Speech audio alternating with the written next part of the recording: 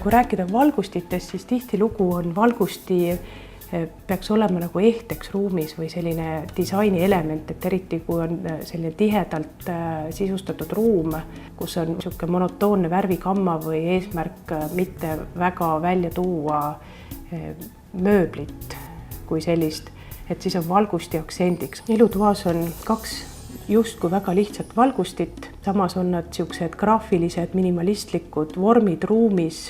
Nad ei eelda erilist tähelepanu. Elutoas on siis flossi valgusti, millel on võimalik muuta nii valgustooni kui ka valgustugevust.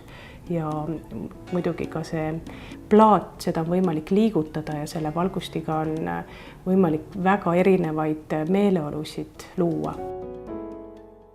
Hästi olulised ruumis, mis alati esimesena paika pannakse, on kohtvalgustid, koridorivalgustid, sunruumide valgustid. Et need on sellised, mis ei pea nagu ruumis olema väga dekoratiivsed, pigem ühes küljes nad võiksid olla nähtamatud.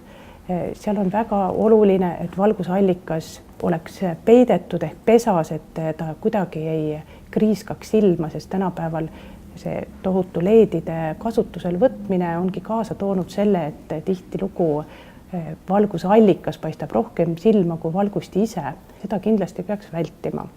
Aga siinkohal, kui siis see nii-öelda tehniline valgusti on reeglina väga tavaline, samas võib ka olla see nii-öelda tehniline valgusti dekoratiivne ja disainikas, nii nagu me näeme siin flossi valgustil.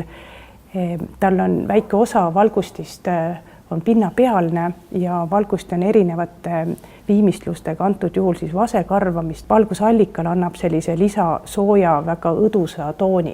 Avatud köögiga kodudes on probleemiks see, kuidas kombineerida erinevaid valgusteid, et seinavalgustid, lauavalgusti, üldvalgustus, köögivalgusti.